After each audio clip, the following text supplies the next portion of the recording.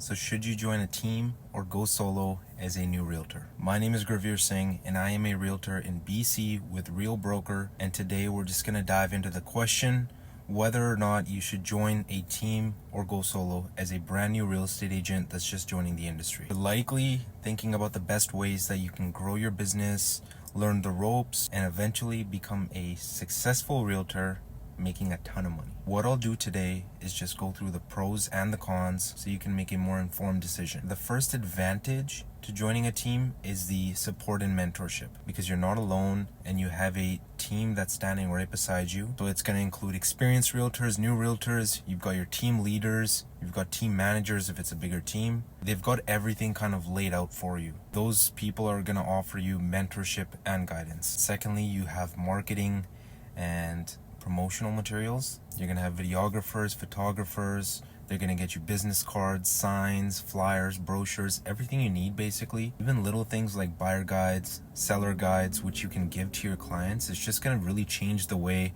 that you're presenting yourself and branding yourself as a real estate agent. And working within a team environment is going to allow you to be a lot more collaborative with everyone on the team. Training on sales, negotiation, marketing, how to use social media, contracts, door knocking, cold calls, all that. Another big benefit is the financial support. And what I mean by that is, when you have a new listing, you're going to have a bunch of fees. You're going to pay your floor plan guy, you're going to pay the videographer, photographer, listing fees. Well, most of the teams, they're going to cover that expense for you.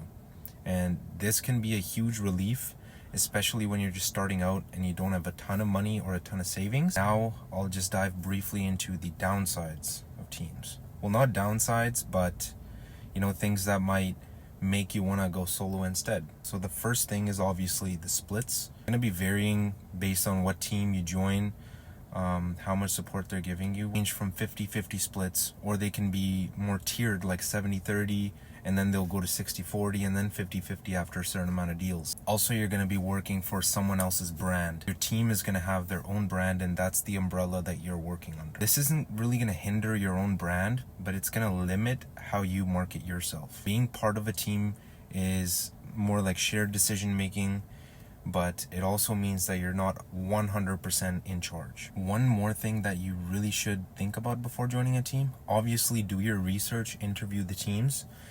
Interview a bunch of teams, actually. Kind of gauge how the team's culture is, if it's a good fit for you. Because when you're not meshing well with the team, it's going to impact your work, your professional relationships. It's really important that you feel comfortable within your team and your values align with theirs. These tips were very broad. There's a lot more of due diligence and research that you should do before you join a team. It comes down to personal preferences, career goals, and how you want to develop your skills. And teams offer a fantastic way just to get started and reduce your risks, and you're going to be able to learn a lot more quickly. But they also require compromises, such as your splits on your earnings and your autonomy.